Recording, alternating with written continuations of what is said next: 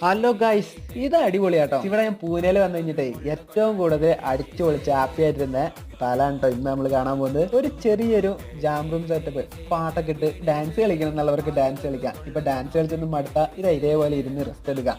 പിന്നെ അത്യാവശ്യത്തിന് ഇങ്ങനെ ബോറടി മാറ്റാൻ വേണ്ടി തട്ടിമുട്ടാനുള്ള എല്ലാ സാധനങ്ങളും ഉണ്ട്.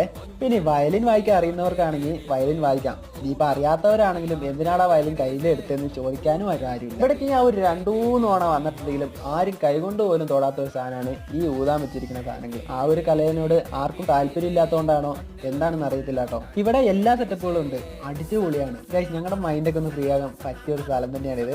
അപ്പോൾ മദ്യപാനം ഇവിടെ നിർബന്ധമുള്ള കാര്യമൊന്നുമല്ല, വേണമെന്നുള്ളവർക്ക് ഒരു സ്വല്പം ആകുന്നതുകൊണ്ട് കുഴപ്പമൊന്നുമില്ല കേട്ടോ. എന്തൊക്കെയായാലും ഇവിടുത്തെ ഫുഡും ഇവിടുത്തെ ആംബിയൻസും ഡാൻസും ആ തുള്ളലും മറിയലൊക്കെ ആയിട്ട് ഒരു അടിപൊളി വൈബ് തന്നെയാണ്.